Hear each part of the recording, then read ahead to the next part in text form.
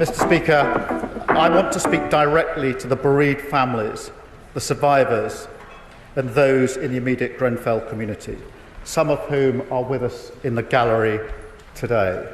I want to say very clearly on behalf of the country, you've been let down so badly before, during, and in the aftermath of this tragedy.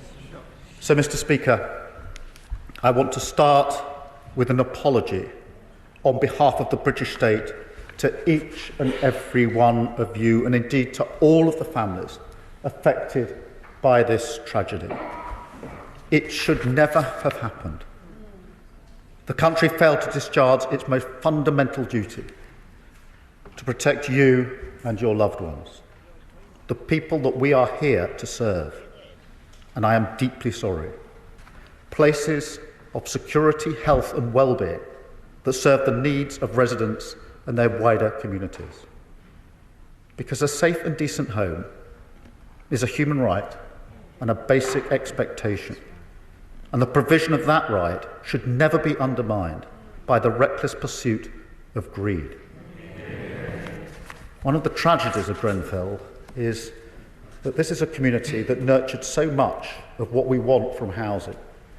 People who had made the tower their home and were entitled to a place of safety and security, not a death trap. And yet, time and again, they were ignored.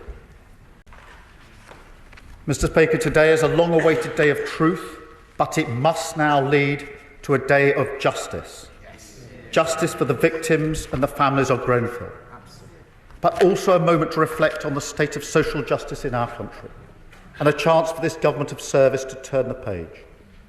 Because this tragedy poses fundamental questions about the kind of country we are, a country where the voices of working class people and those of colour have been repeatedly ignored and dismissed.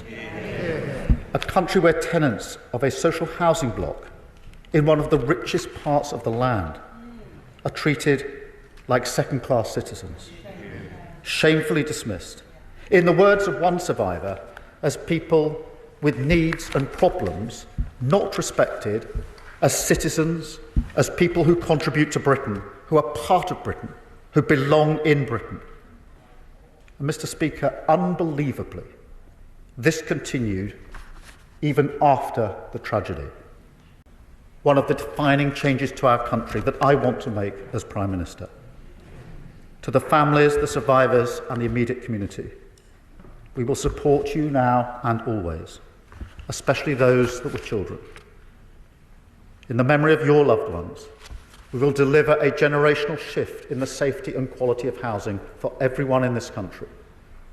And in the memory of Grenfell, we will change our country, not just a change in policy and regulation, although that must of course take place, but a profound shift in culture and behaviour.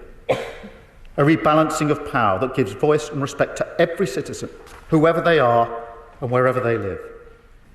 And in that spirit, I commend this statement to the House.